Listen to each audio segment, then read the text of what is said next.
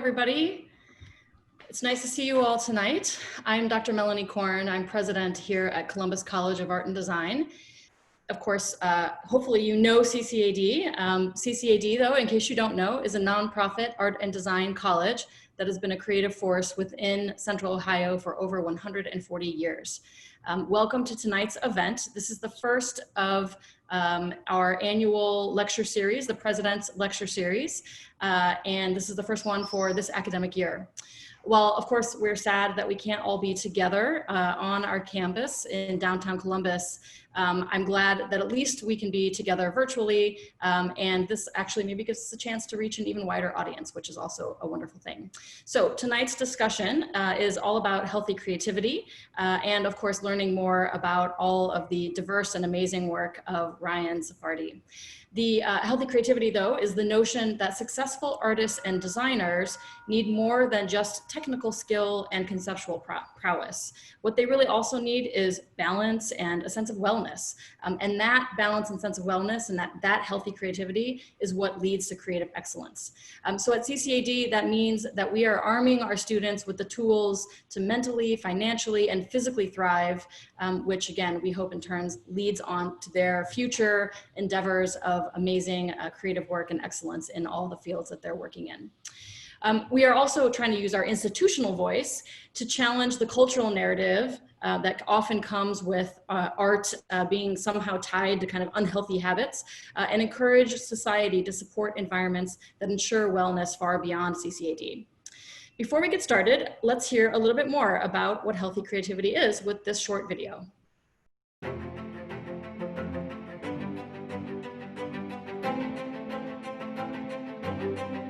First of all, I would say that the biggest thing I do to be healthy is to be an artist, because I think that living a creative life is in and of itself a healthy act, not only for the person that does it, but for the community that person is in.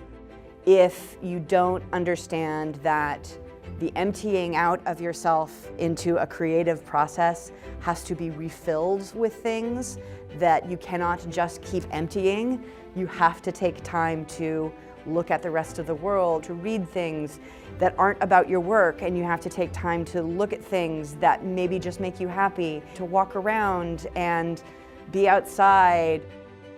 Having a robust and healthy social network, people that we can rely on for all kinds of things. Having a balanced life and doing great creative work is a combination of mind, body, spirit. Same things that we would ask our students to do, we have to practice ourselves. I think going out and having fun and spending time, not being a workaholic is important. Really scheduling time to be creative, making a part of your daily life. Keeping yourself and your mind in a place where you can be creative, where you're not just kind of beat down by the daily doldrums, like keeping your head in a space where you can be creative and have that moment. So when the moment hits you, you're ready to act. Recognize when you're pushing too far, when you need to pull back, and when you need to give yourself more of a challenge. Healthy creativity is actually paramount. Getting enough sleep. I really focus on sleep. I'd say the #1 health impact would be sleep. Sleep is really good for you. I love sleeping. Staying up all night isn't healthy. We sit behind a computer all day and all night, and we're up till 2 o'clock in the morning, 3 o'clock in the morning. Being able to step away from that process, and for me it's fishing or being outdoors. I can kind of go and check out for a while and kind of reconnect with nature and myself, then being able to refocus and come back stronger and making better work. I like to walk a lot. I'm always the person that's like, hey, why don't we walk there instead? It's an amazing way to kind of just start the day. It makes me feel so much more invigorated. I meditate. I've meditated twice a day since 1973. I've done yoga for 30 years. It makes me clearer, and I think that it makes me more present. One of my specific practices is lap swimming at the YMCA in the morning. What I really like about it is that you have to be very intentional about how you breathe when you swim. It's a meditation space for me. In my yoga practice, it is very repetitive and monotonous, so we do the same poses, the same practice over and over and over again. That has helped me to see that little by little progress is okay. I have an active garden during the summer and a greenhouse. I really have learned a lot about patience by working with plants and have enjoyed that, but also that has provided food and healthy food and food without chemicals. So that has multiple benefits. My exercise routine is lifting and sandbag work. Going into the gym really kind of helps stress relief for me. I'm burning some energy that might otherwise be built up inside me, and sometimes that energy, if I don't let it go, could end up going sideways, and I don't want to go sideways. I run at least 3 miles every other day. I ride my bike mainly to commute. I started in grad school. In my studio, I mainly sit. It's kind of static activity, getting a little bit clear my mind so I can teach better once I get here. I use an app called Headspace. That's really amazing. It's kind of a walk-through, like transcendental meditation app. I use light therapy glasses, which look really weird, but they're basically LED lights that affect alpha brain waves that help you meditate faster and quicker, and they have different states that you can go into. It allows you to stay calm, for one. It allows you to be in the moment and stay in that moment for a longer period of time. Hiking is moving. By moving, getting blood flow, I have much more creativity and ideas. I come back kind of refreshed. Advice I would have for students is to be kind to themselves, to treat this challenge of CCAD being a tough school with giving themselves plenty of time to recover, to connect with friends and family. Finding a balance is really challenging, but it's an ongoing daily struggle I think that all of us have to seek.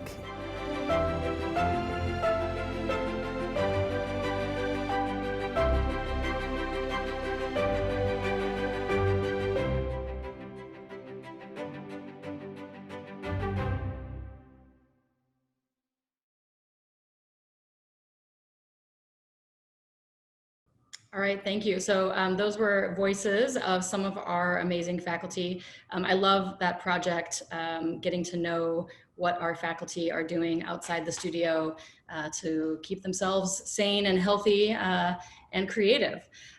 So I couldn't have said all of that better myself. It's great to, as I said, hear those voices. I know that tonight's talk with acclaimed muralist, artist, designer Yanoe Sarfati will highlight just how important that balance is now more than ever. So before I introduce our guests, a few quick announcements to share. We are recording tonight's event so we can share it on our website next week for those who weren't able to join us tonight. Tonight's event is in a webinar format, which means that all of the lines of our guests and are muted. We will have time for a question and answer session at the end tonight, so feel free to type your question into the Q&A box, not the chat box, but the Q&A box. If a question occurs to you, go ahead and you can type it in there and we'll get to those questions a little way through our program this evening. And of course, feel free to comment in the chat section, but we just won't necessarily be scrolling through that to look for questions. We want to make sure that we recognize some of the very special organizations that help make tonight possible.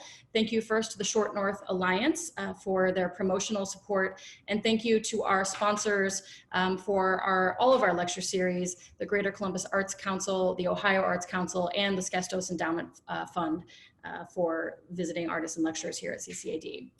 Now, I'm excited to introduce tonight's speaker. While this is the first time that Ryan and I have shared the virtual stage together, it is not the first time that we have shared a stage in person. I first got to know Ryan last year when he and I took part in a panel discussion hosted by the Short North Alliance. As Ryan and I talked, I realized that he does really an incredible job of balancing his creative work with his priorities of personal health and family. And I knew right away that his story would be impactful for the CCAD community and well beyond. Ryan is a Los Angeles-based artist who co-created The Journey, one of Columbus's tallest and most innovative mural project in the summer of 2019, right in the Short North Arts District. He began writing graffiti at age 11, and by age 17 was one of the most prolific names in LA. His work has appeared in more than 20 countries and in art publications around the world. In recent years, he has gone big with his practice, embracing large-scale murals and studio and commercial works. He has done commercial work for clients like Apple, Facebook, Google, Headspace, Netflix, Nike, and Urban Decay. And in addition to all of that, he also paints. So he has truly a multifaceted practice. So with that, welcome, Ryan. Thank you so much for having me. I really appreciate it. Absolutely. So beyond the bio that I just shared with everyone, can you share a little bit more about your story? How did you get started and how did you get here? Well, I'm a first generation American. My mom is from Brussels, Belgium, and she moved here by herself. I was raised by a single mother and grew up in Los Angeles. Yeah, I basically, I guess I could talk a little bit about how my career started in a sense. So graffiti was basically how it all started for me. Originally, I was around age 11 or 12. I started hanging around with the wrong crowds. And shortly noticed after that it wasn't necessarily the people I was hanging out with, but what I liked about it was the actual graffiti aspect of everything in the art. From there, I started painting a little more and creating a name for myself, which basically ended up being Yanoe, and it's pronounced Yanoe, like you know what I mean. Fast forward a few years, and I started painting with more elaborate colors and painting letters and murals within the Los Angeles community. And then from there, it kind of took off to leaving LA and realizing that there was more to my hometown and than I thought was everything, at the time, and realizing that once I left, I was able to continue moving and traveling across the globe to paint and do what I love, really. That's awesome. That's awesome. Thank you. So, so here at CCAD, our mission is focused on helping students unleash their creative potential to impact both culture and commerce. And that's one of the things we talk about a lot. And your work does that. Your work, really exists in both of those realms of sort of various commercial practices and also more independent, creative practices and the culture, writ large with large scale murals. So can you share a little bit about what it's like balancing work for corporate clients while also doing a project as really as monumental as the journey in the Short North? Yeah, so I guess it started out being, for me, I've always had to balance the two. So for me, commercial work allows me to pay my bills. It allows me to do the artwork on the scale that I do. In the beginning, I had 2 kids very early in age, in my early 20s. And from there, I realized that the first priority for me was to make sure that I was able to pay the bills and pay rent and provide for my 2 children as a single father. And so a lot of my work started in commercial work, and I slowly realized that I wasn't really into necessarily creating other people's visions, wasn't really attractive to me. So slowly but surely on my spare time and outside of any commercial work, I would take the time to spend hours doing what I love to do, as well as doing the commercial work simultaneously. So I've always been able to balance the two. Just recently with the journey more specifically, that was my first inclination that basically maybe it's time to kind of feel the balance of where those two lie. And slowly but surely since then, I've realized that my artistic side is taking the forefront to my commercial side. Now, granted, I still do storyboarding. I haven't mentioned that yet, but I do storyboarding for the arts and entertainment industry. I work with all sorts of directors like Neil Brennan, Fred Savage, you name it. I've worked with quite a bit of people. I don't talk about that much because, again, that's not my vision. With storyboarding, I create other people's visions, and the balancing of the two has always been important to me because storyboarding and the film industry has always provided me a home and safe security for my child. Again, I'm repeating myself, but it really is. It's important to me to make sure that I was secure in one before I moved on to the other. And I've actually, this is my third go as a career. I actually started out, I did 13 and a half years of chemical engineering as well as mechanical engineering. Reinventing myself has kind of been a thing, and this is basically it happening all over again from moving to commercial to the art world. Wow, that's I don't know that I knew that you were a chemical and mechanical engineer. I'm going off our pre-planned questions a little bit, but could you tell me a little bit about, do you see any connection and relation between your engineering work that you did and your various artistic practices? Well, actually, yes, I do actually. I use everything that I've learned in the commercial world in my artistic practice. So the way I take notes, the way I create my file sharing and file formatting all relates and comes from my experience in engineering. I was in piping, so that was the mechanical side of what I did. So there was an artistic element to what I was doing. I was fabricating and designing multi-million-dollar refineries. In Australia, I did mining and minerals. In Houston, I did chemical engineering. And in Los Angeles, I did oil and gas. Which also allowed me to travel around the world. So when you said that I have traveled around the world and painted in all these countries, it was because I was working in engineering, and on my side gig, I guess, was to do art and to continue to do art. So I started out as a graffiti writer and continued to do art throughout my entire life until the opportunity arose for me to make it what it is today. And it's the first and it's what I love to do the most. It's my therapy, basically. It's not, I don't consider it work. When I paint, it feels therapeutic in a sense. I feel relieved and I can walk down. It's very similar to playing for kids, I guess, Yeah, it reminds me of one of the first things in the video that we just watched that Professor Emeritus Rick Petrie said about one of the things that he feels like he does most to stay healthy is actually be creative. That practice of creativity is part of that. That sort of notion of wellness. And but I want to come back to healthy creativity, but before that, I want to talk just for a couple more minutes about the mural journey. So this was a joint mural project, and you've done a number of joint mural projects with fellow graffiti artist and muralist Eric Scottness.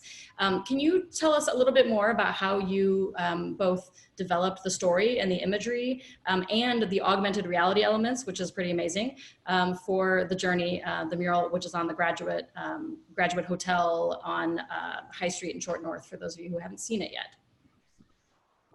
Yes. So prior to that, me and Eric had worked together a few times, but never actually collaborated on such a large scale. We had worked on smaller projects together, and the idea of becoming a duo or a full-blown partnership actually arose from the journey. So after the journey, we actually decided, oh man, this is a great relationship and we work really well together. We have a lot of the same beliefs and core values. And so since then, we work on everything together. But that specific project was a blessing in the sense we had great help with Short North and Betsy and Caitlin and everyone over there. And when we first received the news that we were shortlisted for the project, what we did was we did something, I guess, a little unusual, but for us it felt normal. And what we did was we used our stipend to actually purchase a flight and fly out to Ohio and really have an understanding of who Ohioans were and who lived in Columbus, you know. And that was important to us. And so at first we stayed in Short North and we kind of rented those scooters and we drove around and we got familiar with a few museums that are in the area. But more importantly, what we did was we moved outside of the city to more areas where local inhabitants are, you know, living their lives and living their day to day. And so one thing that we noticed was that the Somali population was there and evident and very strong as far as numbers go. And come to find out, it's the second largest Somali population in the United States.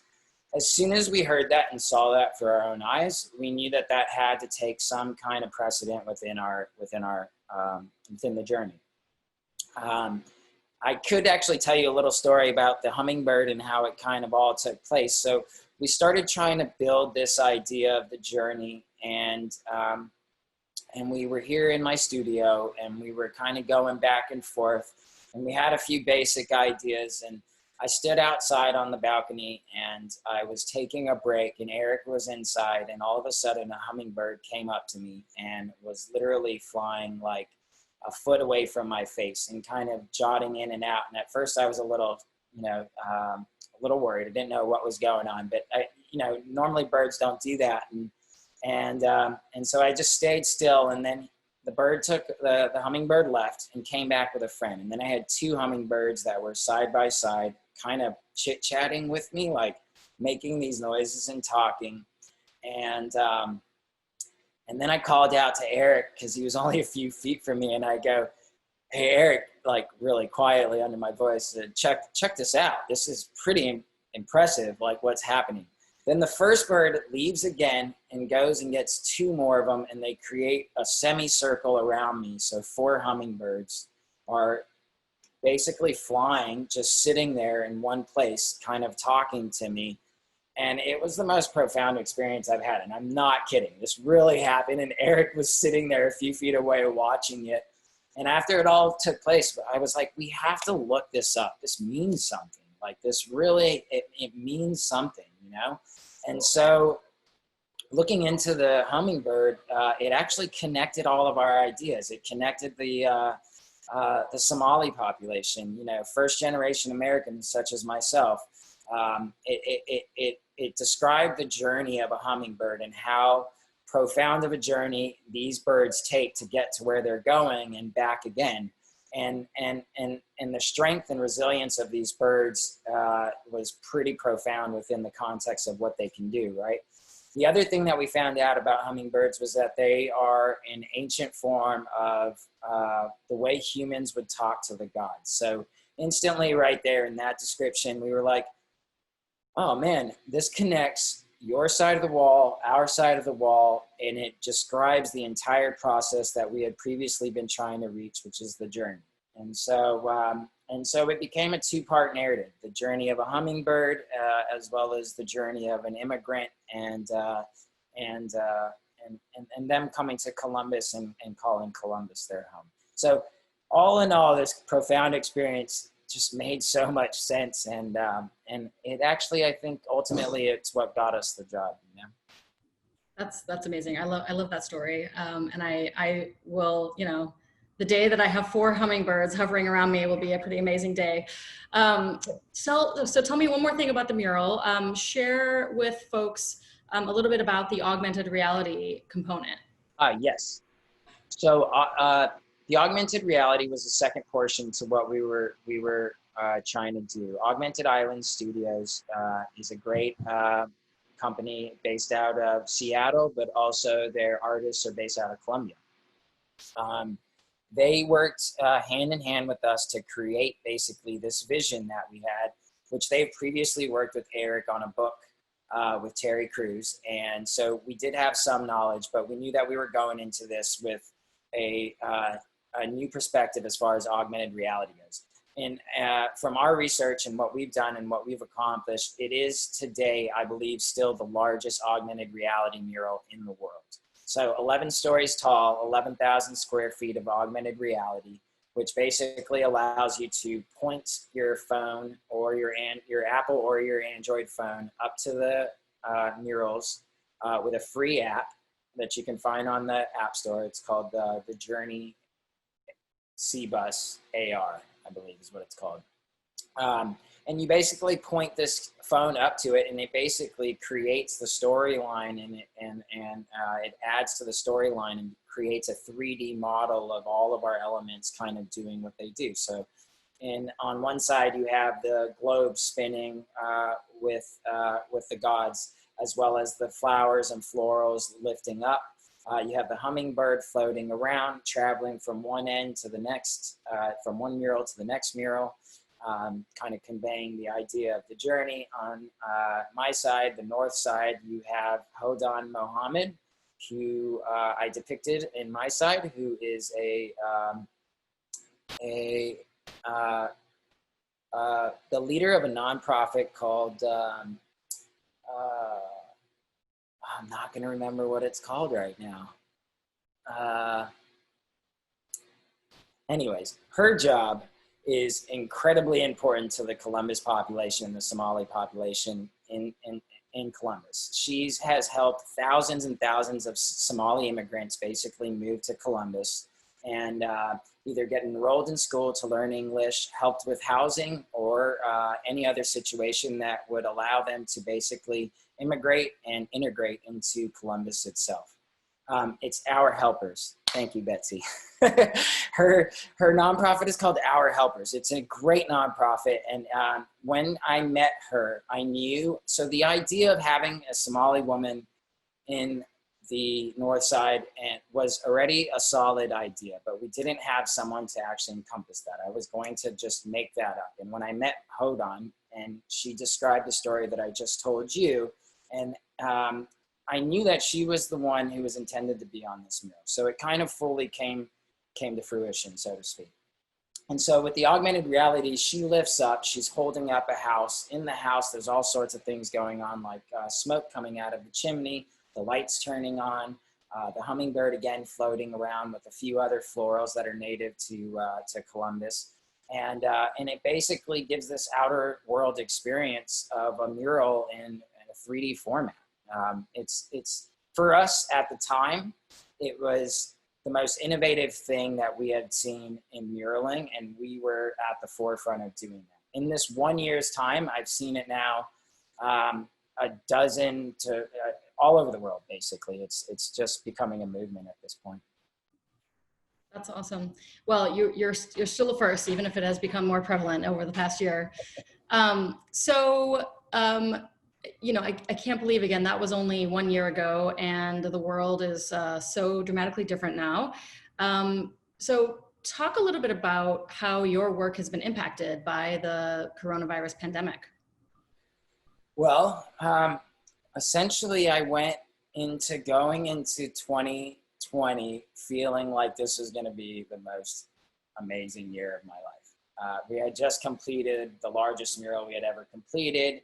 We had found out that we had just been in line to win a CODA award, which is an international award for artistic merit, basically.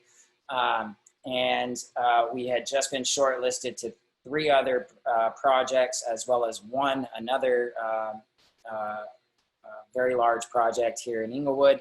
And it was just like, oh, this is really taking off at this point. And lo and behold, everything kind of stops and everything disappears. And I will say this, it is a blessing that it happened to me as well as a curse. So the curse being that everything kind of disappeared, right?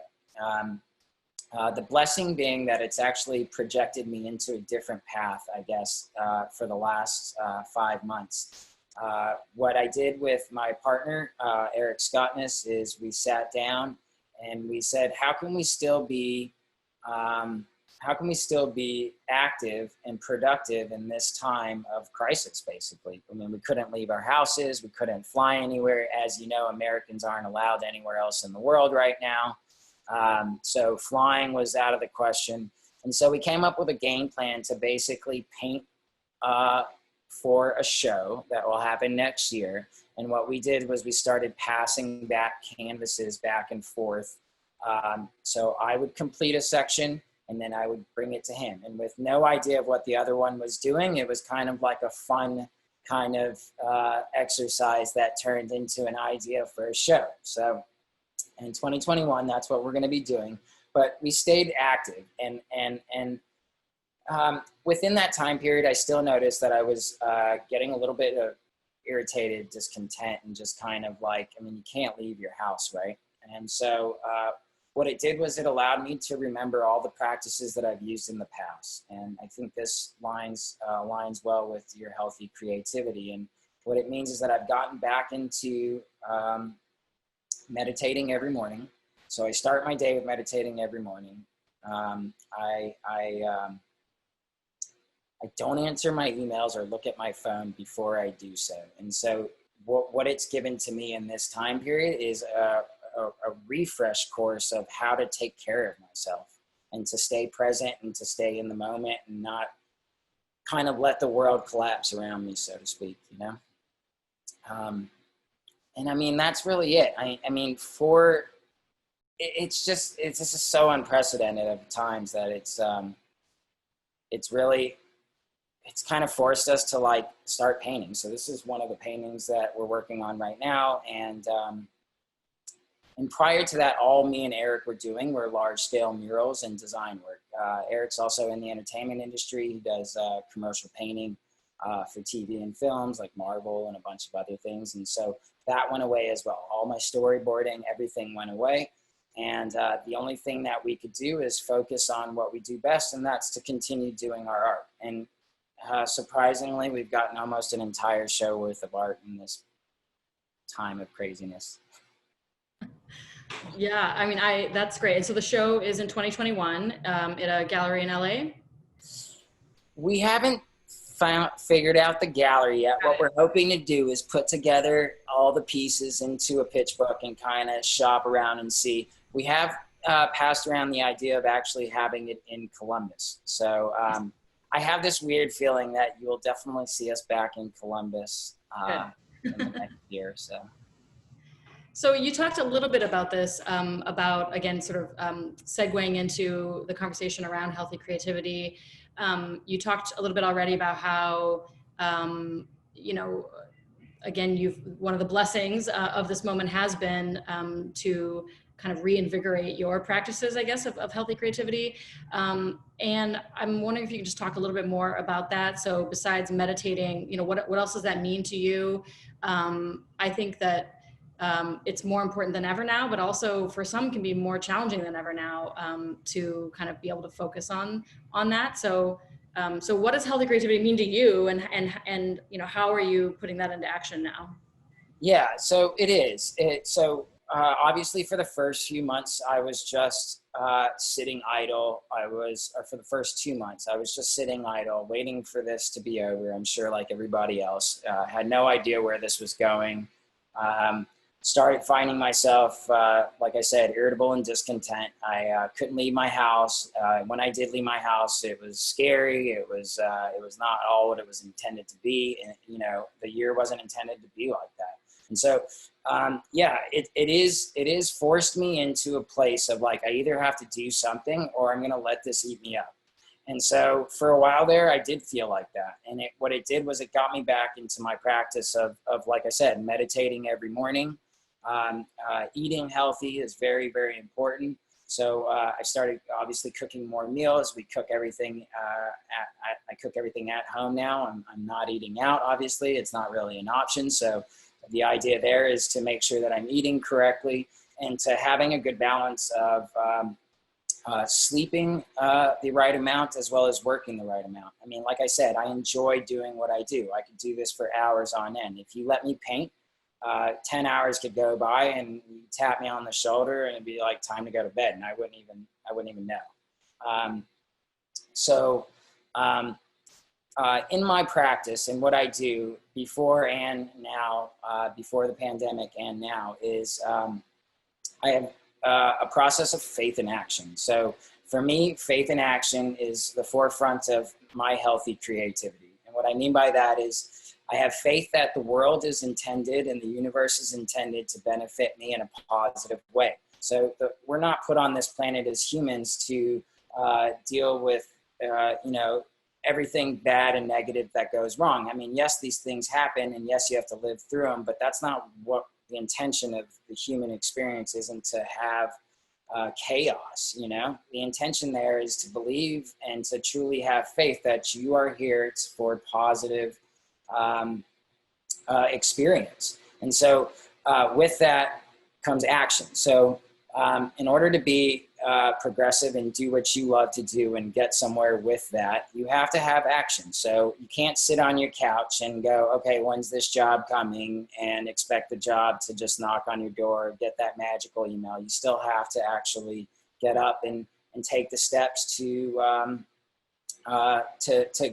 get what you to get the jobs and the work that you want. So two things that I live by, and faith that everything will work out, and that in the time being, as long as I'm doing what I should be doing and progressively trying to go after what I want, which is art, healthy living, great family, and just an overall great experience here on this planet. And to do those things, I have to balance within that the action that's required to get there, as well as making sure that I'm, like I said, healthy, meditating.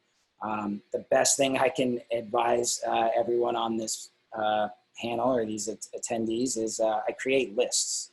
So lists are what get me through every day. So every day I wake up, I do 20 minutes of meditating, and before I look at any emails, I write a list of everything that I have to do that day or that week. And what I mean by lists is I don't put them on the computer. I don't put them on my notes.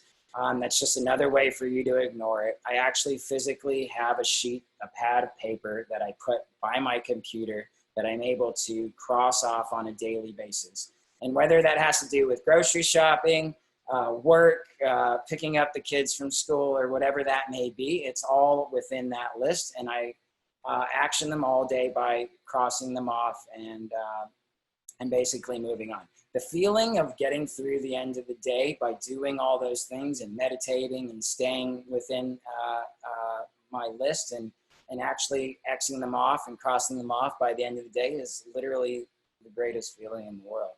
I mean, when you get them all done. Yeah, I love that. And I'm a big believer in the physical list making as well. I think, one of the things that I've come to learn over the years about making lists and thinking about, organizing and time management is not to fill the list with long-term projects, because I don't know how many times I have, carried over like half my list to another new list, and it defeats the purpose. So I love the idea of the list of what am I actually going to do today? What am I actually going to do, this week, rather than like, I need to write a strategic plan, which has, been on my list for a while. Things like that, right? That of course are important and you can't forget them, but maybe they go on a separate list so that it doesn't clog up your, the satisfaction of being able to cross everything off and throw away that page. Yes, exactly. And I have two lists. I have my day-to-day list, and then I have my overall list. My day-to-day list consists of emails, short-term projects that I have to get done today, or vice versa. But there's always a long-term list. Most of the time, the long-term list gets shortly moved over to my short-term list. Right. Yeah. Little by little, you chip away at it. Correct. The other, the piece that you were just talking about, faith in action, I think it's a great. I love it because it's so true about work and creative practice, and about life in the larger sense. Everything from, again, your personal goals and life plan. I think that sometimes that notion of just having kind of faith or trust that it's all going to work out can be misconstrued for just sitting back and letting the world happen to you, rather than proactively making that happen. And I think, and it's so true for the larger world we live in as well. The idea that you can't just sit back and, believe in or wish for harmony if you're not out there actually actively fighting for social justice, right? So, how do you, thinking about that from the personal scale to the grand scale, I think is a really meaningful sort of metaphor for how we can, how we should be walking through life and again, being productive in our creative practice. I totally agree. I mean, it's what's keep me going for, the last 5 years I've kept that in my forefront of how I live. And that's with everything. That's with family, that's with my commercial work, that's with my art. Yeah. And that's with the way I treat people as well. I mean, and the way people treat me. I mean, it's the same thing. It's making sure that you have action and where you show up for people. And if you're promising stuff and they're, and you're promising, to be there for somebody else, it works the same way. You have to show up. There's action there, So, and with faith, it's basically the same thing. You do have to have a sense of faith in that everything will work out. If you continue to sit in this idea that the world is doom and gloom, which I've had the opportunity of meeting lots of humans that live their lives like that, it creates that world around you. I mean, you have to have optimism. I know right now is like the hardest time to have optimism, but I think there's a lot of solutions there to navigate around that and to do something about it. And more specifically, it's vote. I mean, we're about to move into a place where all of us have the opportunity to vote. And I saw something recently that said they wouldn't be trying to stop us from voting if voting didn't make a difference. And I think that's a big point here. Yeah, that's a great one. Then action. Yeah. So we're going to move in just about 2 or 3 minutes to questions from the audience. So if you have a question burning, go ahead and type it in, and we'll transition over to those questions soon. But I want you to talk a little bit about one other work that you shared about when we spoke last year, and I loved what you had to say about it. So, at times your work can deal with some really challenging subjects and difficult locations. And that was definitely the case when you were working in the West Bank in Israel and Palestine. So can you talk share a little bit about that work with the audience? And in addition, just, talking about what that particular, what those murals were about. Talk a little bit about how you take care of yourself, your mind, when you're immersed in work that is, or when you're doing work that's really immersed in trauma in a lot of ways. Yeah, so again, the actions that I take are the same actions I take when I'm on the road. So even when I was in Columbus, every day when I got up and in the hotel, in the same way I awoke in Israel, I make sure to meditate every day. It's the greatest thing. To take time to be present in that very moment. I recently heard something that resonated with me, and I keep having to talk about meditation because it literally changes my entire day and has changed my entire life. But if you can focus on your present breath, you cannot get back an old breath and you cannot get a future breath. So if you can actually focus on your present breath within meditation, it allows you to be present and push everything outside of you. So you start your day completely fresh. So same thing I do when I went to Israel, and same challenges I faced there were there was not the healthiest of food, but plenty of water. The reason why we were in Sderot, Israel, which is on the Gaza Strip, right on the Palestinian border, was to aid in beautifying what they have as essentially their bomb shelters. And these bomb shelters are basically every 30 feet within the city, all over the city. And it's the most common thing that they see all around the city in Sderot. On a daily basis, they receive anywhere from 20 to 30 rockets launched at them any day. And within every school, within every neighborhood. So this is actually just a normal apartment complex behind myself here. This is one of the bomb shelters. This is a 30-foot bomb shelters with 2 doors on each side. when you hear the alarm go off, they tell you you've got about 4 seconds to basically run into these bomb shelters and take cover. At one point, we did go with the head of security for Sept, and he took us to the Gaza Strip, to the actual border. And you could see that basically there is enough closeness to see these rockets basically being launched. These people are in direct conflict with each other. I don't side with one side or the other. I went there to be of service to people, which is a big part of what I do in my life. I have 2 buckets. I have the bucket that I get paid for and the work that I love to do and I love to take, obviously payment for. And then I try to balance that out with the work I did here, which is completely free, and I get no money. I just get the benefit of helping others, and I try to do that as much as possible to kind of balance these 2 worlds out. I think as much as you give back is as much as you receive, and this was one of those trips. So we were flown out there, Eric Zhu, my partner as well, with 8 others from around the world. And the intention here was to beautify something that these people have to deal with on a daily basis that is an eyesore and legitimately just kind of ugly and kind of heart-aching, really. I mean, to imagine what these kids go through, I mean, for any of us here in America to deal with that, I don't think we could, honestly. Every building there has shrapnel on the buildings.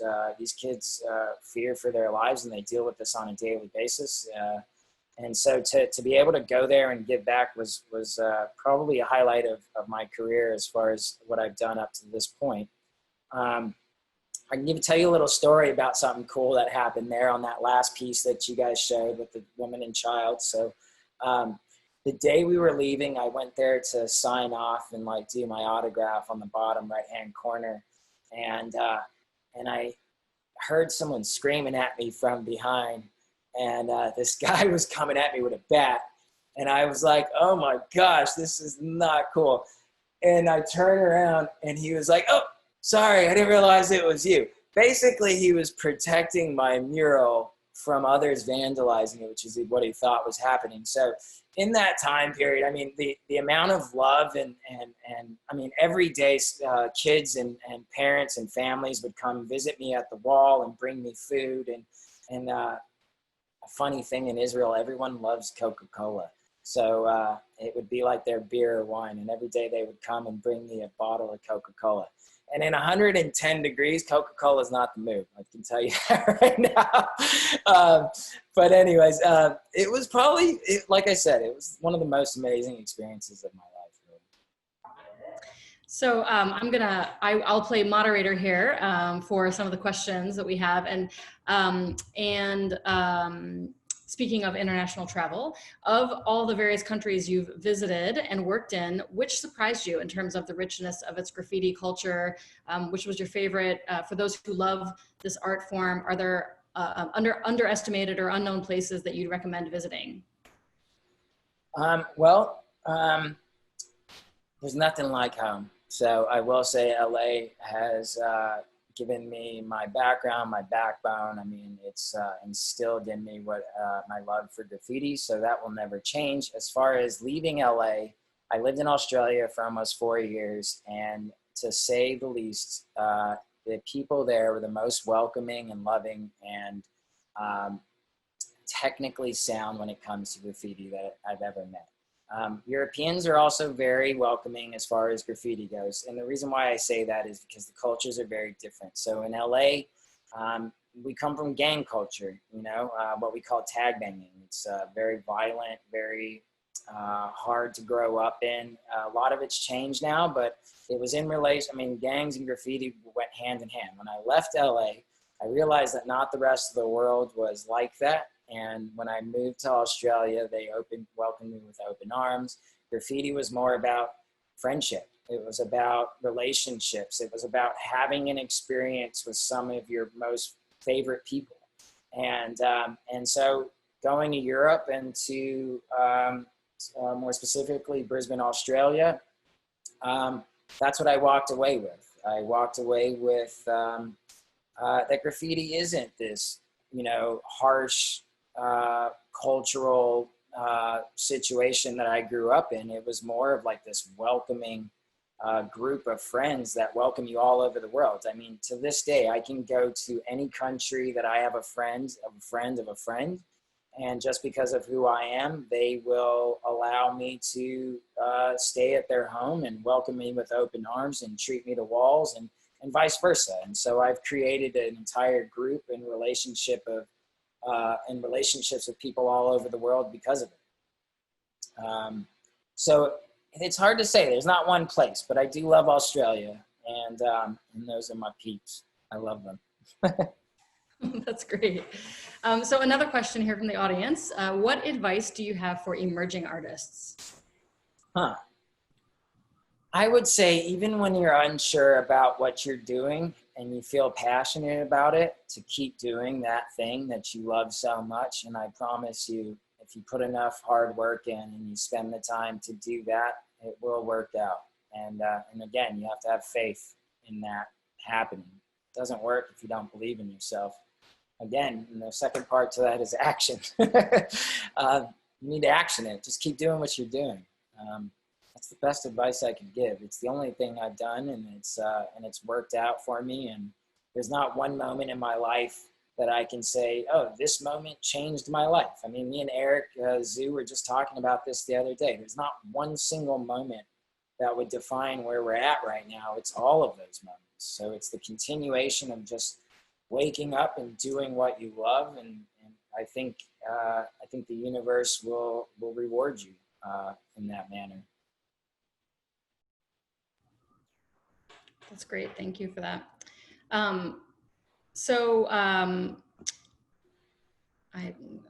sorry, skipping around here. I have too many windows open. It's our world we live in now, right? Let's see, one more question here on the screen, and then we'll start wrapping up. Again, Ben, just not a question, just a comment, congratulatory comment, faith in action.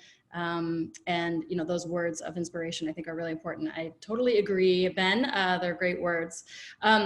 One last question for me is just as we wrap up here, you've talked again about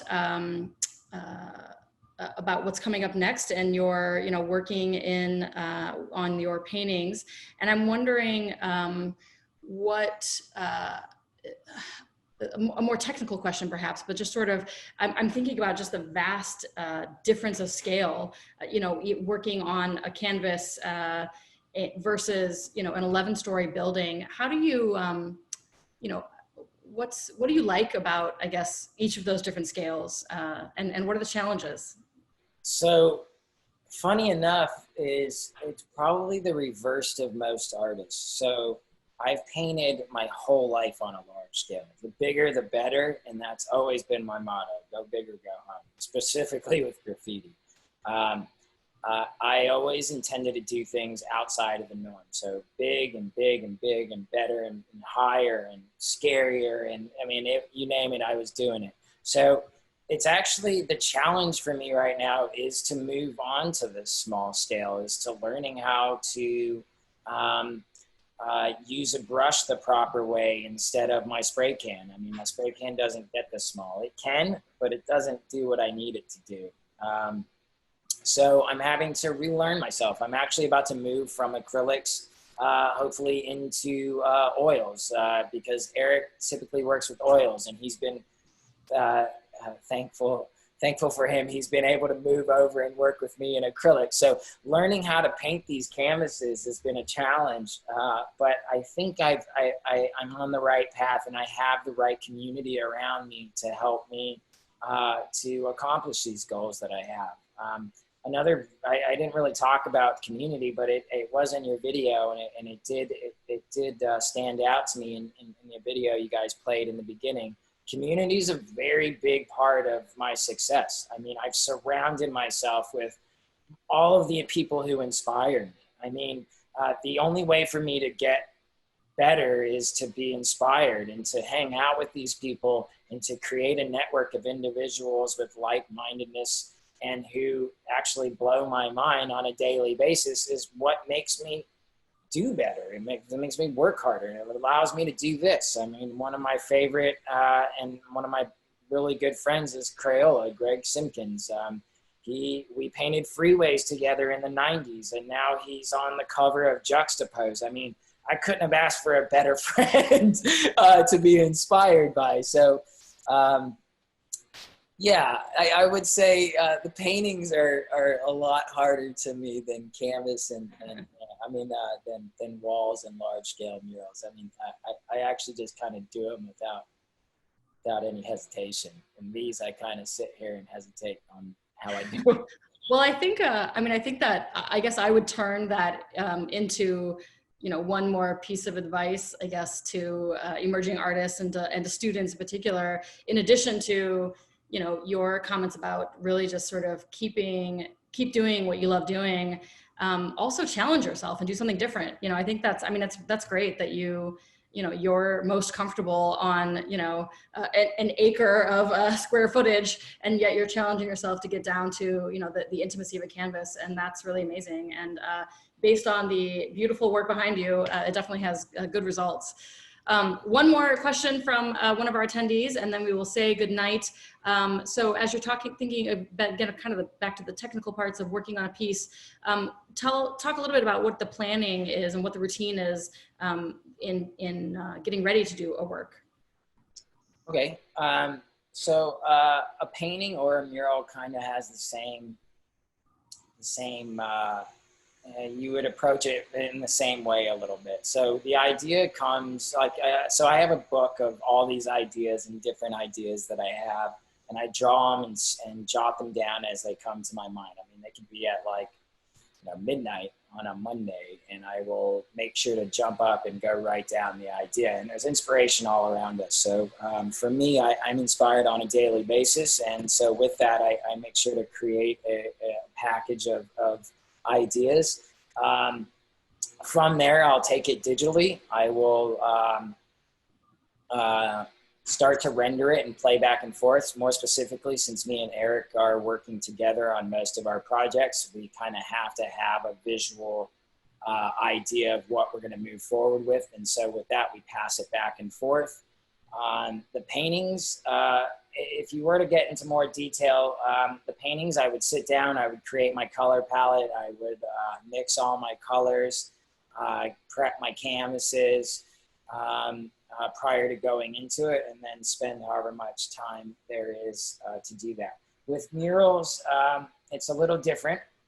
A lot of the times you're dealing with a client whose wall it is. I don't own any walls, so most of the time I'm painting someone else's wall. So there is kind of a back and forth there. These days, more and more so, since I've gone into this head first as far as doing what I passionately love to do, my side of the art thing, I'm able to do my vision more often these days. So I'm being called upon to just come do art, which is great. For many years, all I would do is deal with clients and RFQs that require specific artwork to be done, more specifically in storyboarding all day long, someone else's vision. But from there, I go in and I create, so we get that finally approved. I don't know if this is how much detail the question wanted, but we get that approved, and then we purchase our list of paint, and we do everything that we need as far as budgeting goes. There's extensive, almost 2 to 3 months of work depending, for the journey. It took almost 2 to 3 months of extensive work prior to us actually stepping foot in Columbus to get started painting it. So it does take a lot of work. There's a lot of budget balancing and a lot of bid working, I could just keep going. It takes a lot of work to get this stuff done. So I want to make sure that I just share a couple bits of wrap-up information, because I know we said this would go to 7:30, and some folks need to get off for other events, classes, dinner, whatever it may be. I do want to just share a couple things here. I'll put the links in the chat as well. But I hope that you all will join us for other virtual events that we'll have throughout the fall, and maybe beyond the fall. You can always find out what those are at ccad.edu/calendar. You can also go there to sign up for emails, news and events emails. To view a recording of tonight's talk, check out ccad.edu/virtual-CCAD. After Monday, it'll take a couple days to get it uploaded there. In addition, make sure that you're staying in touch with not only CCAD, but Yanoe as well. You can find out more about his work at oyanoe.com. And of course, you can also find me on Instagram and Twitter and whatnot at Melanie_Corn. I think that's me. So thank you all again for joining us tonight. This was really great. I know that we've got another question here, and I don't want to ignore that, but I want to just make sure that we give folks a chance to kind of move off the call when they need to. And I know that Ryan needs to get on with his night as well. But I will just kind of turn to this very last question. I hate to leave one unanswered, just in case Ryan wants to say anything a little bit more about journaling. Do you journal to keep ideas present, especially if they're coming so prolifically? Again, thinking about your process and getting started. Yeah, I do. And a lot of them don't come to fruition. Some of them are just generic ideas. Some of them are like half ideas. Some of them are portion ideas. So I always go back to them. And one idea doesn't ever create a painting. So like journaling on a consistent basis is what keeps my mind going and keeps it makes me feel like I'm not losing anything. But as far as how many of those actually make it to a painting, probably less than half. But I think it's a good exercise to keep the mind going, to continuously think of ideas that can allow you to create the artwork that you intend to create. Yeah, that's great.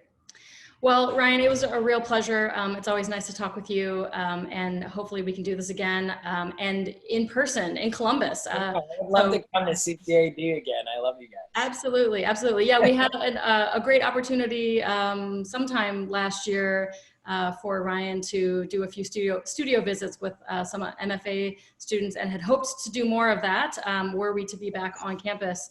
So we'll make that happen next time you are in town. And we'll host you and Sure. hang out on campus a little bit more. I love everybody I met, teachers, students, all of them. They're great.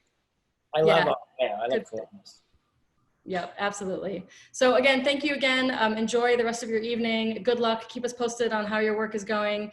Thank you again, everyone else, for joining us. I love how I'm looking at Ryan, and now I'm looking at the audience. So anyway, thank you all, and enjoy your night, enjoy your weekend, and come back virtually and in real life to CCAD for our next event. Good night, everyone.